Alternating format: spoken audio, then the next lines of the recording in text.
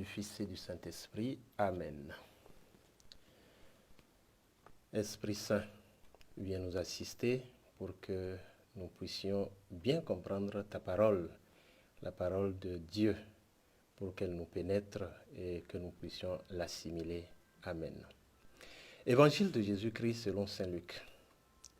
En ce temps-là, Jésus disait aux foules: personne, après avoir allumé une lampe, ne la couvre d'un vase ou ne la met sous le lit. On la met sur le lampadaire pour que ceux qui entrent voient la lumière. Car rien n'est caché qui ne doive paraître au grand jour. Rien n'est secret qui ne doive être connu et venir au grand jour. Faites attention à la manière dont vous écoutez, car à celui qui a, on donnera, et à celui qui n'a pas, même ce qu'il croit avoir sera enlevé. Acclamons la parole de Dieu. Louange à toi, Seigneur Jésus. Aujourd'hui, nous sommes le lundi 20 septembre 2021, la 5e semaine du temps ordinaire de l'année B.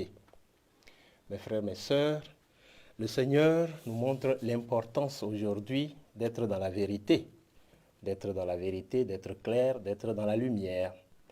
Et voilà pourquoi il nous montre l'importance de cette lumière, qu'en réalité, lui, il représente, il est la lumière du monde, il nous l'a dit. Mais il nous invite aussi à devenir nous-mêmes lumière du monde. Voilà pourquoi le chrétien n'est pas appelé à se cacher. Au contraire, le chrétien doit être quelqu'un de visible. Le chrétien doit témoigner de sa foi. Et témoigner de la foi signifie donc qu'on est capable de vivre de façon crédible et cohérente notre suite du Christ. Voilà pourquoi le Seigneur nous dit: la lumière ne doit pas être cachée, la lumière doit être visible.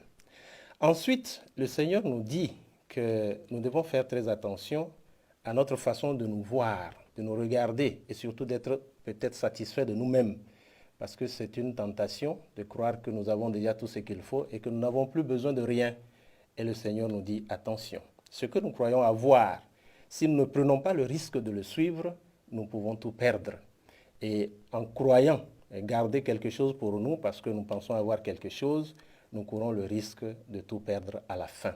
Alors, risquons avec Jésus. C'est le meilleur risque que nous puissions prendre et c'est à cela qu'il nous invite aujourd'hui. Nous allons lui demander la force de pouvoir grandir dans ce sens-là, dans le sens d'être des témoins véritables, qui ne se cachent pas, qui n'ont pas honte de se montrer chrétiens et qui témoignent en face d'un monde qui n'accepte pas toujours le Christ. Et finalement, que nous soyons des personnes capables de risquer tout, y compris notre vie pour le Christ. Amen. Au nom du Père et du Fils et du Saint-Esprit. Amen.